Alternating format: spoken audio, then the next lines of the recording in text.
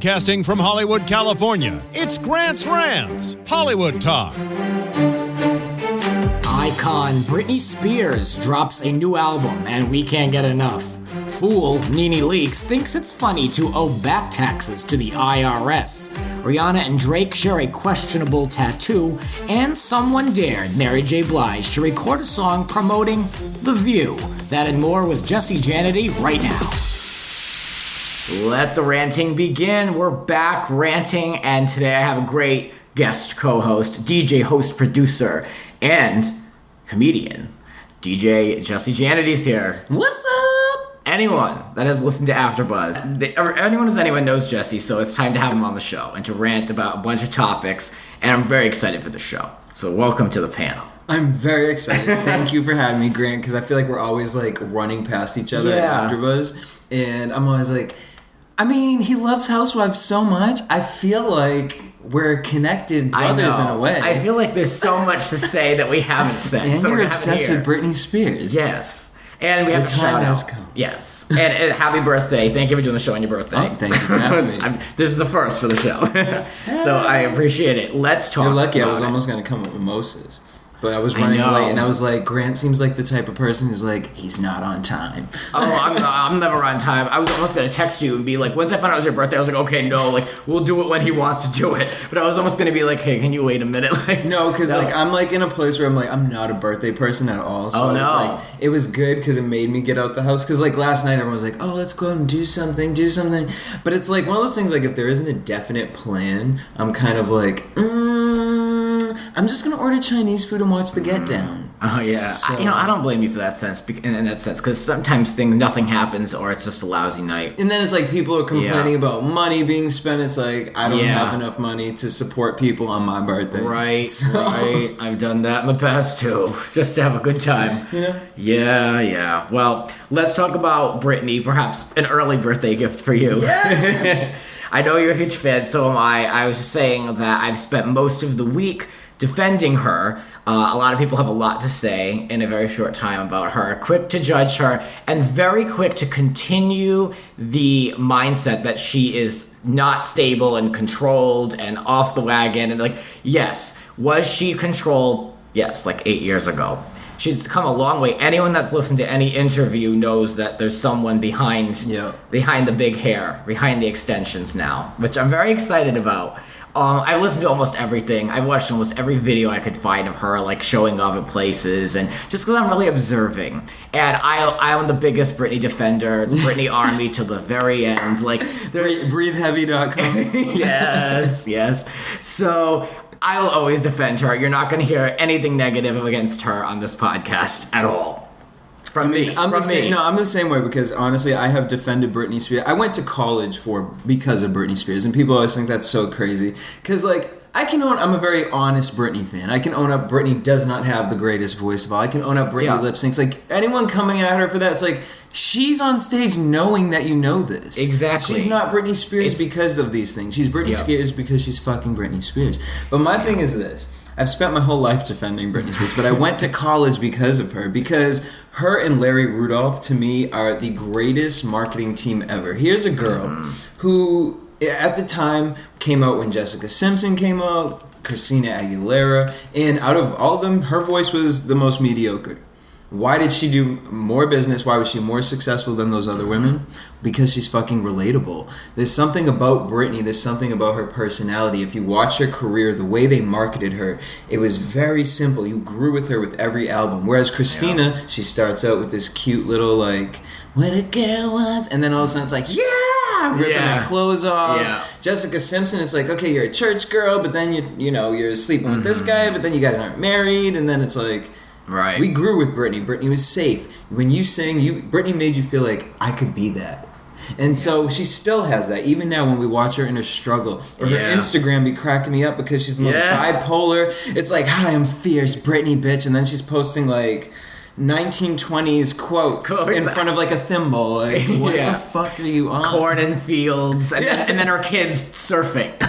Or doing like a Tony Hawk trick or something. Yeah. I love her. I love her too. I'm so glad to see that she's back. And the biggest thing I've been saying all along is all this criticism, like at the VMA she was gonna do something she's never done before. So of course every troll and their brother is like, "What you gonna do? Sing live? Is that it? Is that it?" And I was like, "Look, she's not Adele. She's a performer. She's a performer. I don't get why people don't understand that." It's so quick to hate on her, and she'll never get the credit that she deserves. But I also blame that on her handlers, because I feel Britney can actually sing, and the people that I've worked with who have worked closely with her have said that, and the only thing that they say is they produce her to sound a certain type of way. They have put it in her head that she can't sing, so she has to do this high-pitched voice because it's not threatening, it's not relatable. If, like, on Glory, I hand it to some of these producers, they did a great job, but there are a few songs on there that I'm like, y'all tweaked this girl's voice too much, and it would have sounded better in her natural range. She has a low range, but they give her this high range. Yeah. Like, if you've ever, I don't know if you remember our Dream Within a Dream tour. Did you go to that? I did. I actually did go to that one. Remember at the end when she would do Every Time, she would take this thing like it was like she had like this Louisiana kind of song, and she wrote it herself, and she would perform it and actually sing it live, and she had a pretty good voice, and I've always wondered why they never let her sing in that register, or why they pick certain singles like Make Me. Out of all the songs off this album, Make Me, only because of the G-Eazy tie-in. and who cares about G-Eazy? That hurt me. That's what hurt me the most out of the Britney performance, is that I felt like her team made her lower herself for this artist that no one really cares about. And for what? When we could have had Circus Electrique, or like an amazing 15-minute. Britney deserved a 15-minute performance. Oh, absolutely. Absolutely. The placement of where she was in that show, which I took issue with first, and then I thought about it. I was like, well, nowadays with like digital views and all that, it doesn't matter where they put her in the show. I mean, if anyone's really sitting watching linearly, then yeah, they're going to be fatigued after the other one. But I mean, like, you know what I mean? Yes. I don't have anything against Beyonce, but I'm just saying, it was her birthday yesterday, and I spent the day listening to Glory, so... Wait, so tell me about the VMAs. So what did you actually think of the VMA? And then did you see the Good Morning America one? Or the Today Show? Yeah. Yeah, I saw both. Obviously, the Today Show, where she's in her own stage and her own stuff, where she's so rehearsed, and that's going to be different. Of course, this is a totally different thing. Yeah. So it's going to be better. The VMA thing, yeah, I mean, look, first of all, I was just upset to begin with because I didn't have internet. This is why the show hasn't been on. I didn't have internet. AT&T, you're a piece of crap. But I got it. And so I used all the data on my work phone to watch this performance. And it's a long story short, but I watched it, but I had to catch up because everyone was sending me all these text messages with their thoughts. So it was already a little like colored a certain way, like, oh, like don't get too excited. Yeah. And I'm like, like I want to be excited. And then I watched it, and I was, because I like will defend, whatever. Yeah. It's all. It was all right. Look, I mean, she made a return after a long overdue moment, and I had said for years that they needed to redeem her. However, she should have opened the show. She should have been where she was, where she left off. If they marketed her return the way they did, and they had a couple promos, and I was tweeting them out, and that so promo into was it. It was like American Horror Story meets like Stranger Things meets Britney. It was like, what? So good. I mean, it was almost better than some of her other stuff, but she wasn't even in it. But I mean, I thought if you were going to put that much power behind a huge return like that, and then have G-Eazy hijack it and kind of do his own thing, and then go back to her and be like, oh yeah, she's still here. It was a little like, but that's MTV. Yeah, well, see, I question if it was MTV or Britney, because I wonder what now. So G-Eazy is Bebe Rexha's boyfriend, who she's a really big singer and sings that song. So I'm wondering if there's some back ties, like they're doing favors for the album, like maybe Bebe's like worked with Britney on Glory or something like that, in which that there was a deal made that Britney was going to fight to get G-Eazy. Because I personally feel like MTV probably didn't want that. I don't know why I have that feeling, and I feel like it was shade that they put her right after Beyonce too, because I feel like also when Britney won the Vanguard Award and Lady Gaga opened it, which whatever, she's always given Britney credit. True. But then it was like, little kids performing for her, right. and it was just kind of like the short little thing where Britney came out, and then all of a sudden it was like a Beyonce show afterwards. I don't understand why MTV does this. Well, I have given up on their production of the VMAs a long time ago. It doesn't surprise me. I'm not disappointed anymore. It's those days of and this is what I kept saying to my friends, was like, this show lacked surprises. Like, that's what made this show be what it is and have like the reputation that it has. None of those performances really had a surprise. Britney could have easily pulled a stunt and didn't. Yeah. And that's what she really had to do. If she really wanted to make a return, she had to pull a stunt. And people, I don't know, people could say at her age, does she really have to? But yeah, I think so. You're at the VMAs. They're giving you a platform, do it. I also felt like they tried to keep it, like, it reminded me of, remember when Christina Aguilera and Fred Durst did that performance? When was that? Back in the day. They did Genie in a Bottle. Or like, I have to go back and YouTube it. When Britney and NSYNC did theirs together. Oh, yeah. Of course. What I liked that Britney did with G-Eazy was, I felt like it was an ode to the old VMA performances where two artists would come, they would each do a song of theirs and then something together. I thought in that aspect of it, I liked it. Because it bridged two people you wouldn't expect together, and bam. But yeah, that's all we really got. Yeah. And then they had Rihanna working the whole show. Yeah. Here, we're giving you an award. Keep working, girl, all throughout the whole thing. And I said, look, the next day we're going to see the ratings are the lowest that they've been. Were they? Again, lowest rated VMAs once again. And then you've got people blaming Britney for like an 8-minute performance after the other fools performed the whole time. Yeah. She looked amazing. The first great. minute and 15 seconds when she came out behind that thing and then did the hair flip, I was like, yes! See, I love when she went down on the floor. Yeah. And then she got in front of him and then did the crotch grab. No, she was giving it. And then, but it was just like, I have this theory in my head that Britney does not want to be Britney Spears, but she knows she has to support her family. And it's all she knows. But I also think that she had a coming to Jesus moment. I feel like she knows what she represents to pop culture and children, and I think that bothers her. And I think that's why whenever you see her in anything else, she's very super, super sweet, very like, I don't talk fresh, I don't do that, but when I'm on stage, that I'm a performer, she's very like strict about making sure you understand that is not my life. I do not do these kind of things.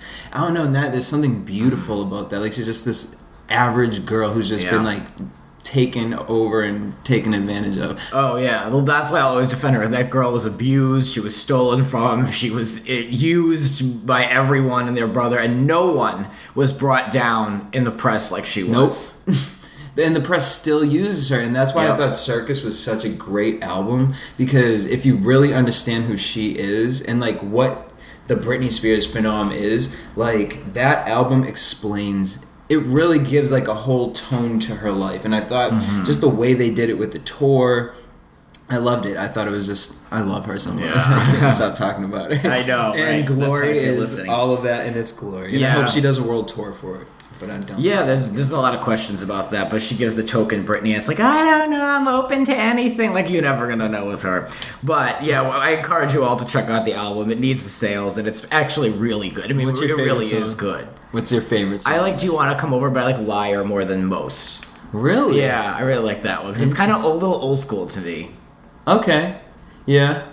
I like high energy. Like, some of the stuff, like, I can see why a lot of people like channel, like, they say that channels blackout, because some of those songs are a little like, I don't know, I like turn up music, so. Oh, I love turn up music. My favorite one, I really hope that she does a video to it, is oh my gosh, it's not pulling up fast enough, but I need to find it. I love Better, but Love Me Down. Oh yeah, I just texted my friend yesterday. I have a whole video concept, Brittany, so if you're watching this, every morning I listen to it and I envision. It's a hot song. It's so dope. It's a hot song. All right, we got to talk about someone else besides Britney. Because we could go the full. Yeah, we could just keep going. But we need to talk about what I don't know how to make this transition. Take a left. But Nene Leakes. Oh God, did she get a new nose? Is she really broke? Oh. She's facing a federal tax lien. She allegedly owes almost $1 million, $830,000 allegedly for back taxes from 2014. Now, unlike Britney, who I'm not gonna say anything bad about, this one. I can't find anything good to say about her. I don't care about her at all. When I saw this, I was like, I made a Facebook post. I was like, this karma This woman, she was in everyone's face, and now she's I'm rich. Like a jackass. I'm rich. Now she's looking like a jackass. My favorite type. So I just like a moment where it's like, come on now. So she did this, and then so someone started a GoFundMe for her, or how did that come? She made a tweet that she said basically like, "Yeah, I'm unemployed. I have no money, so I'm gonna start a GoFundMe for me." That was like her. She made that sent out like 2 tweets, like kind of making fun of it. However, this article that I was reading was like, well, she never denied it. There's no denial or anything like that, so she can joke all she wants, but she's got the federal government after her, so. Well, I mean, we hear this a lot with a lot of celebrities. So, Miss Leakes look like your money bank leaking, girl. But I mean, she put that tweet out there. To me, that's kind of a little bit like, because in the world of shade, she has to put it out there because it's like, I can't let you attack me for it. So, yeah, girl, a little $800,000 ain't no one worried about. Really, girl? Mm-hmm. Sound like you worried. You out here tweeting about it. You should be working, talking about you unemployed. Yep. Maybe you should be nicer to people on set. Oh, please. That woman, doesn't she have a... There's a game show coming out with her, Betty White. Yeah. I keep hearing about this. It's been on. It's like Password or something like that. It's one of those games. Yeah, it's on like ABC on a Friday night in the summer or something like that. I don't know. It's one of those old school game shows. I have no interest. Again, I need to let her know that she is not an actress. This girl is not an actress. She wants to be known as an actress. She's a personality from a reality show that's been cast on things as a stunt cast. She's not an actress. People aren't pulling her in like she's friggin' Melissa Joan Hart or something. You know what I mean? Like, forget it. Like, she drives me crazy. I don't like anyone that takes themselves that seriously, especially when you're that much of a clown. Like, girl, Celebrity Big Brother UK, go ahead. Hit it. Oh, that's next. I hear that it's a very good paycheck. Now, she could use the money. Oh, really? She could use the money. I mean, put it towards the monthly bill that you have to pay now. I mean, really. Wait, so you're a New York fan, though, right? Oh, yeah. Okay, wait. So what do you think about the logo show with her? Have you heard it? Yes. Okay. I'm a little disappointed in New York. She was supposed to be at Penthouse this weekend. I made plans, went out of my way, took out money so I could get in on the cover. And that bitch was a no-show. And then I went on her Instagram and I'm like literally in the club and I'm like, all right, she removed the post. So something happened. The coin wasn't correct. Yeah, so that was she is one of the few people that I actually have not seen and I would love to have some type of interaction. Like I would go out of my way to have an interaction. We have to set something up. We got to do like a double team AfterBuzz interview with New York. I would love that. I don't even know where to begin with her. But yeah, New York has come up a lot on this podcast. She's a friend of the show, I like to say. Okay. It's necessary. I mean, it's necessary to see her. The logo show, I heard it wasn't sold. Oh, really? Yeah, I don't know if it's on logo. Know that that's finding Prince Charming is one thing. Yep. But then she's got another thing. And so apparently Logo's looking to pick it up because they want the balance of having like the regular Bachelor kind, but then they want their, VH1 be messy a little bit. I'm kind of into it. I would never go on that show. That just sounds like, without putting New York in it, it already sounds like a recipe for a mess. So it's like taking you and your ex-boyfriend, putting you in the house, and then you guys have to date the same group of people. Like, the worst. What could go wrong? That's called West Hollywood. Yeah. What could go wrong? And of course, you've got New York stirring the pot, which would just be like the only thing worth watching. Like, they're very smart to put that on there. But yeah, no, I read something that it wasn't picked up yet or something like that. I was surprised because it was all made. Like, it was produced and like, it's just... So they already shot it? Yeah, so it's like, I don't know. Well, maybe Logo over here looking. Yeah, well, it would be good kind of programming. And shout out to Logo for finally figuring out what to program on their network. Yeah, and getting years later now. Yeah. Because there are other things than RuPaul's Drag Race, which is an amazing show. Love it. Yeah. And then just reruns of like... Noah's Ark. Yeah. Sometimes I'm like, what the hell? Like, this is just like the Viacom like storage facility. Like, I don't know what the hell they're putting on Logo. But yeah, no, shout out to them for finally figuring out programming for a gay and lesbian network.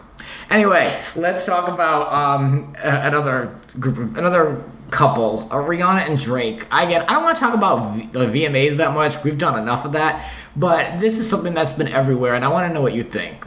So they had the big, formal, the big gown. Drake proclaimed his love for her. And then now, recently, they got matching tattoos that are of a stuffed animal shark from when she went to go visit him in Toronto like a year ago on a date. This sounds very Britney and K-Fed, and I need it to not happen.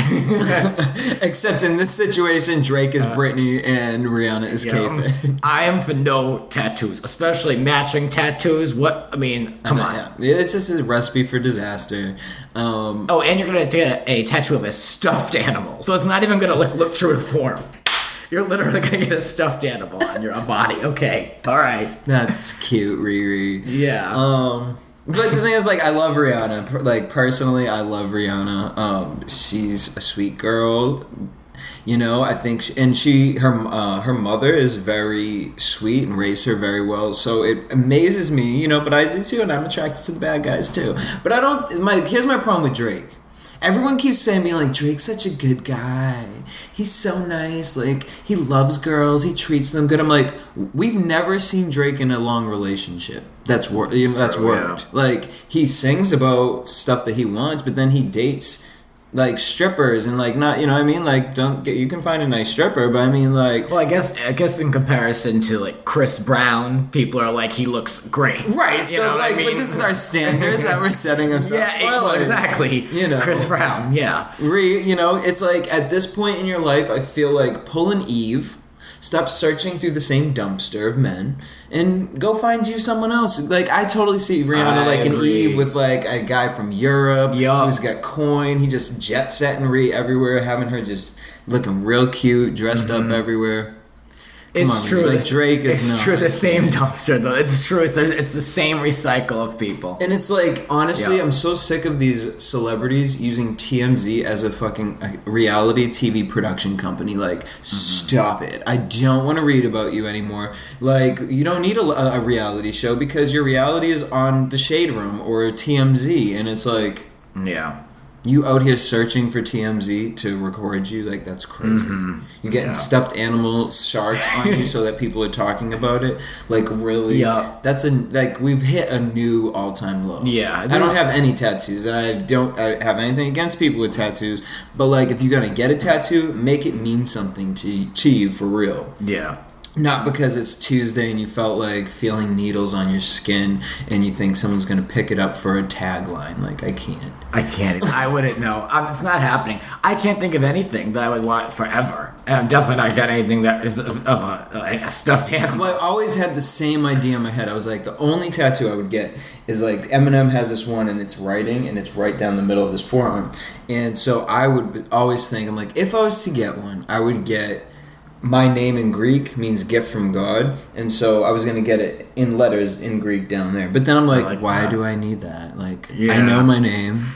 Yeah. I don't need it to, like, and everyone's going to be like, what does that mean? It's like, I'm going to have to explain it every time, like... No, forget For it. what? Yeah. For a tiny line down there. No. You know. I mean, perhaps I should forward my condolences to Mary J Blige's career, because there's a video that she put out... And it is for the 20th season of ABC's The View. And it is really bad. This is like a low for anyone's career. Because you can tell so basically they're celebrating The View's 20th season, which gives me a lot more material because I talk about The View anytime I can. Oh, well, you and Sherry Shepherd be killing me. Oof, the worst. Just the most ignorant there is. That said, Mary J. Blige, I'm giving you the Sherry Shepherd Award. Announcing the recipient for the Sherry Shepherd Award for Excellence in Ignorance. I mean, ignorant on the basis just of the fact that this is what you're doing with your career at this point. Like, what has she put out recently? Like, what music has she done? She put out the London Sessions, which was actually really dope. She had a song in Therapy on there, which is really good. Like, I mean, I love me some Mary J. I thought song, though. Here's the thing about this. First of all, you really gagged me when you sent me this because I hadn't heard it or seen it, and when I clicked it, I was like, this is not the theme song. Like, I thought they changed the whole theme song to that, and I was like, stop. And then... It's supposed to be a viral hit. Okay. Well, first of all, none of those women are doing anything viral in that video. Nope. Whoopi basically set the tone. Whoopi was laid out like, I ain't dancing in this video. You got me for the beginning of a call. And then you can show me at the end in the same position. That's exactly I love Whoopi. Like, Whoopi is my spirit animal in life. She wasn't even on the set when they shot that. She was a no-show. And that's when you're like, look, if we're going to do a promo for Empire and Taraji doesn't want to do it, don't do it. Yeah. Like, it's not like she's like an afterthought or like a guest host. She's like, Whoopi. Yeah, and she's the moderator of the show. So it was such a cheap look to have a video with all these know-nothings gyrating around a microphone. Well, and then they're really pushing Joy in it, and I'm like, stop. Joy's like dancing, getting her life, and here's where I can picture the attempt of them pitching this, like, the views about women, Mary J Blidge, which I think this was more of a semi-try to come up with Mary. I get what Mary's camp was trying to do. Like, let's just put her voice and put her in front of people. You could have did all that with a performance on the show. We didn't. Oh, yeah. We didn't need, It's not going to go viral. It's not a good look for anyone. It's not going to really do anything to promote the show. It's so tacky. In a positive way. Yeah. And you can tell that it was directed by someone who doesn't direct music videos, like a multi-camera director, because it just looked so like a cutaway to like friggin' Raven Simone, like spray painting the view on a wall. Like, what is it? Looked like my aunt's trying to recreate Bootylicious music video. Like, it was just awkward and just like, it was one of those things. Like, I actually watched the whole thing because I was just horrified through it. Like, I was just like, what is this? Like, is that Maria? Like, who is that other girl? The girl that's never on the show, but then sometimes, and then Sunny, like, girl, I know they be putting you as like the diverse ethnic one on the show, but girl, you cannot dance. You cannot move your hips. You are a shame to the Hispanic community, girl, because that was, I don't know what you was doing. It's just, when I saw it, I said, I have to talk about this because I love to hate on that show, and that was just asking for it. I mean, this is how you're unrolling the 20th season. This. Like, at least bring Barbara in or Meredith or something. I mean, don't do that, actually. Oh, but for the first if I see Barbara, I'm way out. Like, the red X is being, like, I'm done. Like, I'm way out. I can't stand her. I love it. I can't. Wait, so what do you think about the panel, the View panel? What do you think about the show, period? Because I've never had this actual conversation. Well, you've got to rewind the tapes because I've been talking about this show for too long. But no, I mean, the show is long done. But where do you see it long done? Like, if you were the producer to get your hands into the View, what would you do with it? Put Ann Coulter on the show. Ooh. Hate her. Yep. They've given her a platform so many times, and that woman does not deserve a platform. But they do it when they need up in the ratings. Then the next week they'll put on Bill O'Reilly, and then they'll pull a stunt with him. But usually what they do is they promote it like, Bill O'Reilly's next. You won't believe what he's gonna say. And then he comes on and talks about another dead president book. Like, nothing's said. Nothing is said. So it's all promo for something that's never gonna happen now. So the View is hollow. It's unless if they want to make a real big gutsy move that they're gonna have to just lose advertisers with, and they're gonna have to be okay with that. Then it's never gonna be what it is, and it's time to kill the show and put something else on. 20 seasons is good enough. It's done, especially with seeing the last couple of years, the casting of who they've put on there. They're not going to make any moves. The people they are going to be bargain basement CNN, New York based reporters, or a local comedian, and you can't do that now because Michelle was I couldn't. I really tried wanted with Michelle. to because it was like Michelle. Rooting for your friend that finally made it. It's yes. Like, okay, girl. Yes. I am. And then every day I'm just like, oh, stop. Yeah. You're sitting next to Whoopi Goldberg. Stop trying to be funny. Just be funny. They clearly like you because you are a funny person. Just be that. That girl got such a raw deal though. Yeah. Because she was she was in the opening full cost, and then ABC put her on 1 day a week until they could get her out until the opening of her contract. I mean, that girl's on 1 day a week. Now, granted, she's in a much better place because she's doing her bachelor thing that she loves. But to me, I mean, I don't watch that stuff, so now I'm never going to see her. Sorry, girl. But I'm not going to watch The View anyway. Actually, I've been in remission. I haven't watched in like a couple months. Okay. I've been getting it out of my life, and my life is so much better for it because it would really make me angry. I only watch the Hot Topics. Like, that's like... there's something about it. And you know, another person who I keep thinking would be really stir the pot is that Tommy or Tammy girl, Final Thoughts from Fox News. I don't watch Fox News. I don't either, but her little things go viral, and she's just she's maybe a little, I've seen her see somewhere. You next Tuesday. Oh, okay. Yes, well, then like the younger version of Ann Coulter. It would be really interesting to see her on the show. Unless if they just throw every dollar they have at Elizabeth Hasselbeck. But I don't think she could say. I don't think Magic would strike twice with that either, though. They've pulled. Look at what happened with Rosie. I mean, the worst return to television yet. And it ruined what was left of her image too. That this show will kill your career. Mm-hmm. It will kill your career. So except Whoopi stay Goldberg. away. Yeah. Whoopi Goldberg goes in there every day, lets you know that she doesn't want to be there, and still does it, and still gets them to pay her more money. And collects a huge check. Go ahead, girl. Get it. You're listening to Grant's Rants. Please rate, subscribe, and share on iTunes and social media. Spread the word. There are a lot more rants to come. Follow us on Twitter at Grants__rants. And now for the one-on-one. And we're back talking with Jesse, and we're just talking about a ton of topics in the break. Like, we have a lot to say. A lot of people, a lot of names being thrown down at the table here. Mm-hmm. So let's talk a little bit more about you and what you're doing out here. An East Coast guy, grew up kind of in the same neck of the woods that I did, really. Yeah. You were where? Rhode Island, but was family Massachusetts, so it's just back and forth and all that. So when you went to school in New York, right? Yep. So, what brought you out to LA versus staying in New York? I ask this question to a lot of people, especially East Coasters, because I always wonder, like, why I'm here and not in New York myself. Well, so I went to school in New York, and then I ended up moving back from New York to Boston. So I got jumped by a gang in New York, and it was really traumatic. They left my body on the train tracks. Oh, shit. Wow. And, well then you're done with that. Yeah, so it was like, okay, I'm gonna leave New York for right now and just get my mind together. Okay. So I moved back home, and then it was like I went through this depression thing, and my mom had started an accounting firm, and so I worked for her, and I started just doing office management, then became a bookkeeper, and then was going to go for my CPA license. And Maria was in town. Maria Menounos was in town, and I hadn't seen her in years. But her and my mom were, she knew my mom could sing really well. So they were filming this movie called Serial Buddies, and they wanted to have the whole church choir from back in the day get together, and she wanted my mom to sing this part. So my mom was like, just come, because I'd been talking about going to visit California.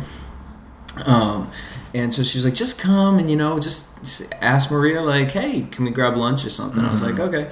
So I went, and that's kind of sort of what happened. I pulled Maria aside, and at that time I hadn't come out to anybody. And I was looking for a mentor to kind of guide me through all the stuff that I had kind of been through in New York, finally coming out. Because when I lived in New York, it was okay, I could be me, I could be free.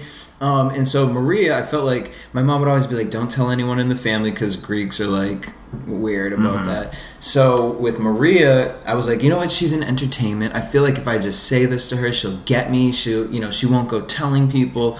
And I literally pulled Maria aside. I was like, I haven't seen you in years, but I just have to tell you. And I literally ran through everything that had happened in a 10-year span. And she just dropped her mouth, and she was like, what? She's like, you can't sit in a cubicle. I was like, all I want is just to come have dinner with you or lunch or something and just ask you some questions about New York. Because at that time I was like, I'm going to move to California and be the best DJ in the world. Mm-hmm. And she had told me about AfterBuzz, and then the next day I met up with Kevin.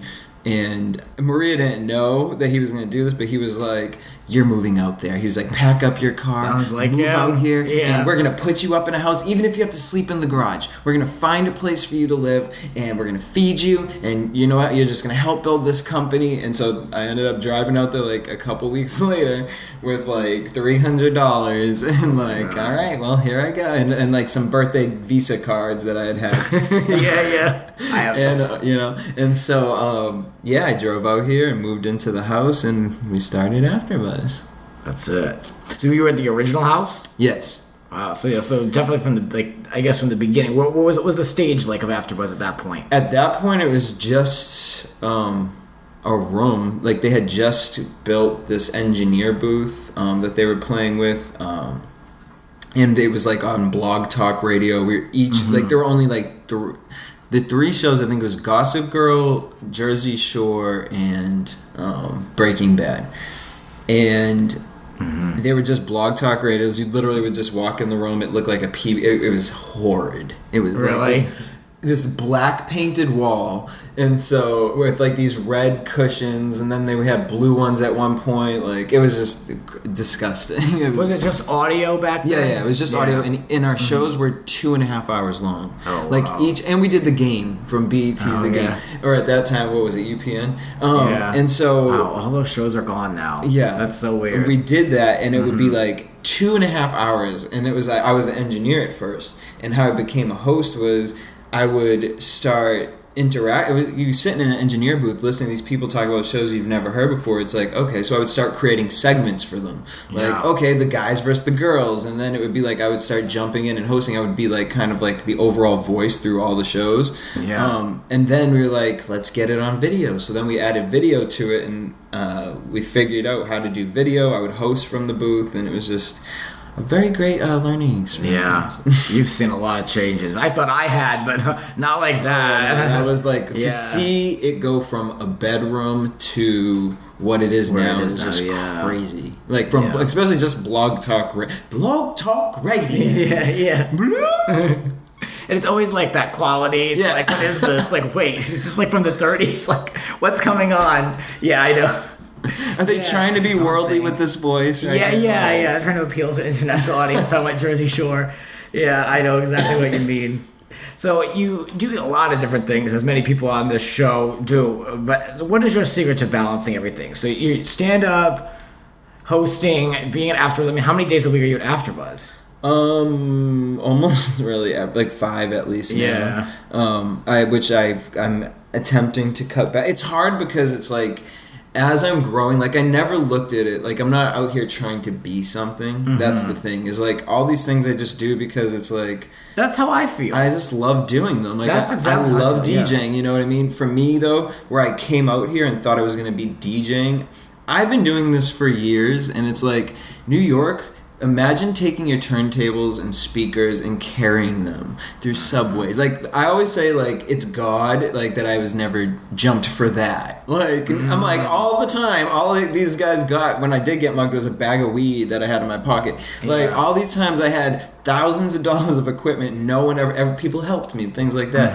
And it's just like coming out here, you see your life shifts. And so I would say my balance is shifts, is seasonal. It's that sometimes I'll do stand-up comedy, and if it's not working out right now, or if it seems like, okay, I'm not trying to be out this late at night, I have too much going on during the day, then I'll put the stand-up stuff aside for a couple months and come back to it. DJing is the same thing. Like, I just got to a point where it's like, out here, I mean, I've already played with the kids before. I don't need to be on a flyer and paid $250, like, because someone's going to do it for $200, you know? Like, it's like, I'm at a point in my life, I'm 31 today, where I want to do the things that make me happy and help support and pour into me. So, it's like, for me, DJing a wedding makes me way more money than DJing a club. Yeah, sure, I'm not on a cool flyer, but at this point in my life, I don't need that. You don't need it. That's not a payment to me. So it's like the DJing thing. I've had to like learn how to balance that out, because it's hard. Because at first I started out doing it a lot out here, and that's why the DJ Jesse J stuck with AfterBuzz. And so it was like, okay, do I keep that now? And it's kind of like, I never wanted to be the reason my name was DJ Jesse was because I never wanted to create an alter ego. I'm very about like, who I am, raw, like unfiltered. And so it's like, that's where I balance with like DJ Jesse J, Jesse Janedy, who is each one. So with DJ Jesse J is this alter ego that I've created, I guess, for AfterBuzz. In the 45 minutes people see me when I have to be hyper as hell and turned up, that is DJ Jesse J. I got it. Now, where does the stand-up Jesse fit in? And how did that all come about? Stand-up came in because in college I I've always been a creative thinker, and I loved making people laugh. Growing up, like, it would be like I would lock myself in my bedroom and play Ellen or Margaret Cho or all these different comedians, Jamie Foxx, Jim Carrey, and I would mimic their stand-up. I would just sit in front of a mirror and I would pretend I was a stand-up comedian, and I would hit all the timings, and I would just pay attention to all that stuff. Because growing up, I would always create skits. I loved putting productions on to make people laugh. And the stand-up came from, I had gone through some stuff in New York, and I just was not happy in school. I ended up dropping out of school. I had met Caroline Ray. Yeah. I met her best friend, and I was just telling her I met her best friend because I had a cousin who was doing stand-up comedy out there, and I was just looking for a mentor. My whole life is just chasing to find someone who can be like, what am I supposed to do? So I found I found my cousin who would bring me around to all these comedy places, and like, I'm the cool older cousin and yada yada yada. And so one time I did an open mic, and just randomly, like, she was just like, hey, get up and do something. And so I did it, and it actually turned out really well. And Caroline Ray's best friend was in the audience, and she came up to me afterwards and was like, who are you? Like, what was that? Like, what did you just do on stage? Because I really just went ham. And there were some comedians there that started kind of looking at me a little like, wait a minute, he just did the open mic thing. And so this woman actually had a class that she taught, so she was like, if you want. I was like, oh girl, I can't afford that, I'm paying off my student loans right now. So she let me do the class for free, which was really cool. And I got, like, my first big thing was at Caroline's Comedy Club. So in New York, stand-up was really cool because it was like, wow, I can make money off this, like, really, like a career off this. And whereas, like, there were certain but that's why I got out of it for a while, because it was very, like, there's a lot of haters. There's, like, people who will be like, yeah, come do this show with us, and then you get there and they, like, you bring all these people, and then they give you, like, 3 minutes at the very end, or they don't even let you perform because they invite all their friends because you brought a whole group of people there, and then they're all performing in front. So I had dropped out of school because I was making money off of this, and I was like, well, shit, fuck this, I can just sit and talk shit all the time. Cool. And then the mugging thing happened. My mom found out that I had dropped out of college and was really irritated with me.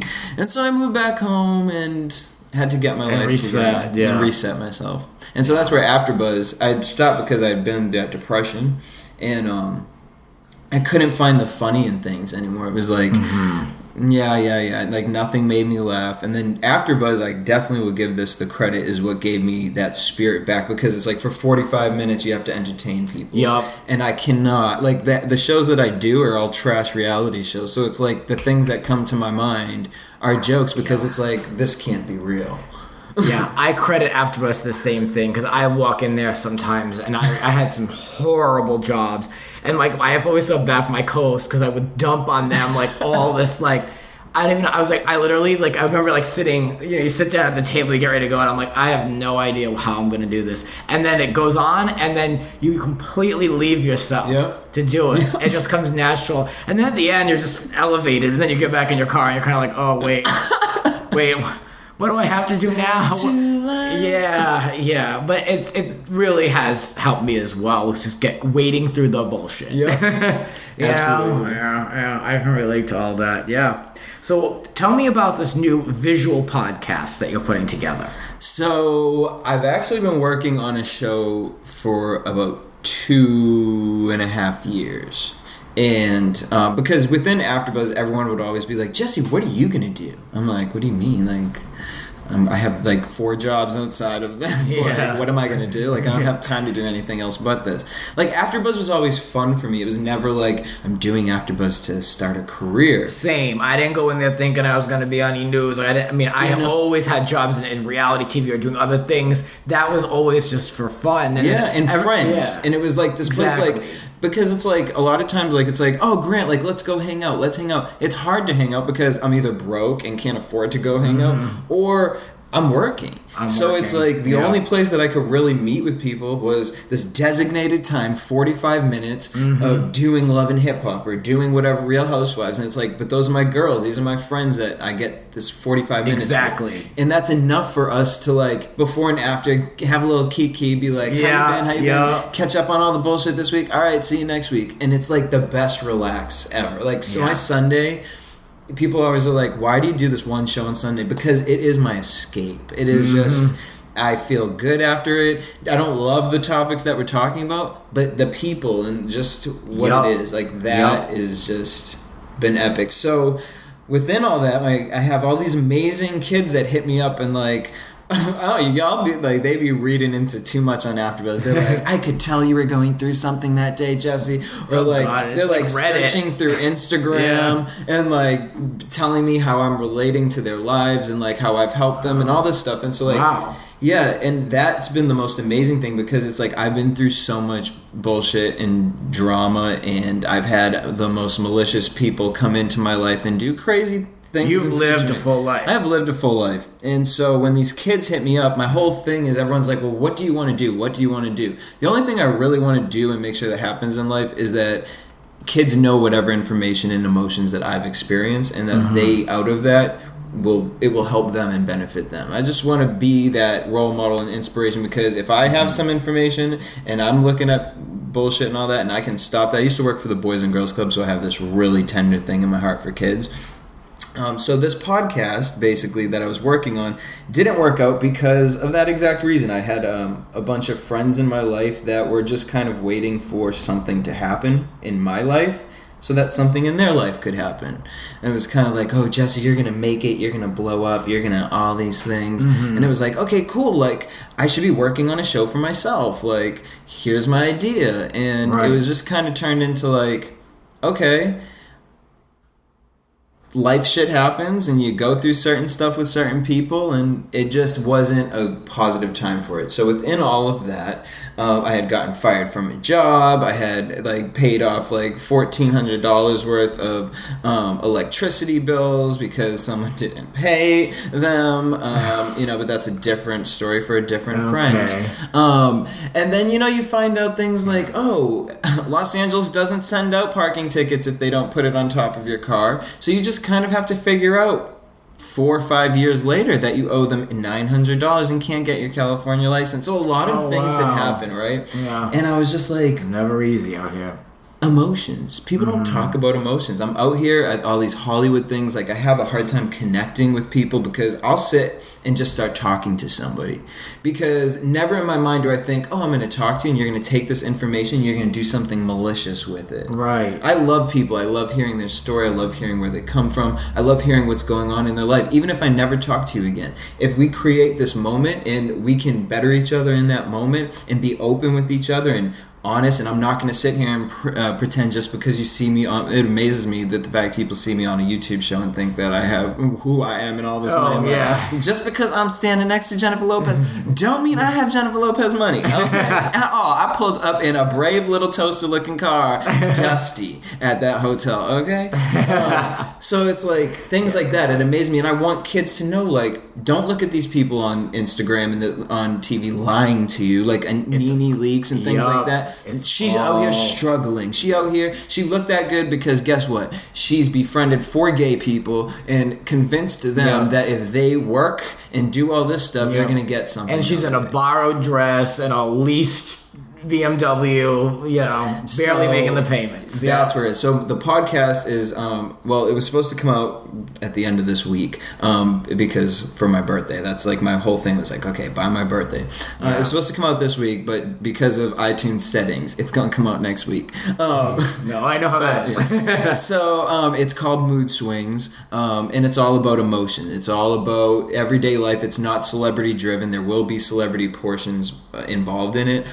But it is an online podcast, and it will have a visual element to it on my YouTube channel. And so we're just starting off slow, working with it. And if you've ever watched it, AfterBuzz, Courtney Stewart is my co-host in it. Because ever since moving here, I've always gotten that, Jesse, you have this Howard Sternness about you. And I would always joke and call Courtney my Robin. And so it's so funny that it just took this one specific day to just break this vision that I had for this other show that I had, and all these emotions and segments just started coming to me. I'm like psycho. Like I can like, what's your name? What do you do? I can talk to you and then create an entire show based off of you. Yeah. But I wasn't doing it for myself. I was doing it for everybody else. And it just but these shows that like I'm working on, they come to me in dreams and like so vivid. And so this one has come to me in dream. Mood Swings, I'm very excited about. You can actually, I started the Instagram account. You can follow Next Mood Swing. And it's just a place for all of us to be able to vent, talk about deep shit. If you got a problem or an issue going on. Yeah. You know, and so I know it's going to take a while before I can bring the celebrities, because I know a lot of celebrities are like, I ain't talking about certain stuff. So... But I feel like they'll understand it's a non-malicious, it's a safe place to just talk about emotion. And a lot of it came from AfterBuzz and the fact of I would watch Love and Hip Hop every week. And I'm like, kids are just watching this shit. And they think that this is really life. And I love Mona Scott for creating that because I watch it every week, you know. But at the same time, I feel like there needs to be a discussion.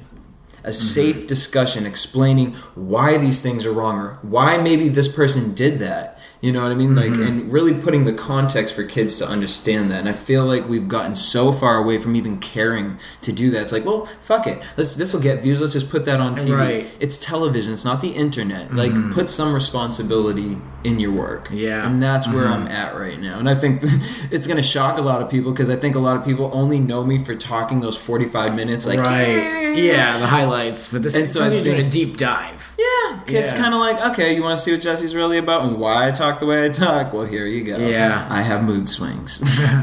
I like it.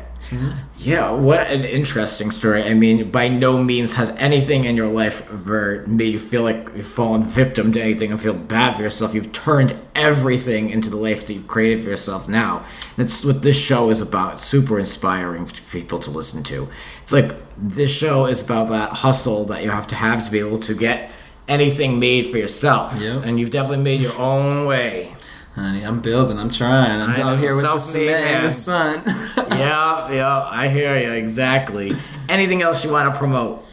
I mean, no, just, hey, follow me. I got a website that I built all by myself because no one wanted to help me with that. JesseJanady.com. It looks good. I actually was on it. Yeah, I looked it over. Yeah, it looks good. It's not like a token, like, host, like... And that's why I specific, because I paid somebody, and it was like... What they gave me, I was like, okay, I could have went on Wix and picked the template too. Like, come on, you know? So it was like, I really took time, y'all, and went on Photoshop, learned how to do Photoshop, and I have this whole thing, I see life as a comic, but like as a cartoon. Like, Doug Funny is my spirit animal. Okay, after Whoopi Goldberg.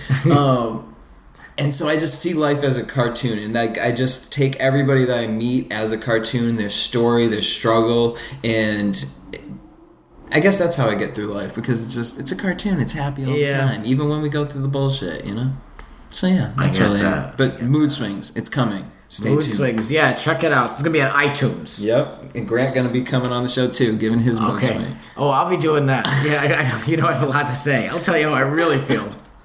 So thank you so much for coming. Thank you for thinking of me. Yeah, of course. Yeah, no, we could go on for another couple hours. So you'll have to come back and do a panel.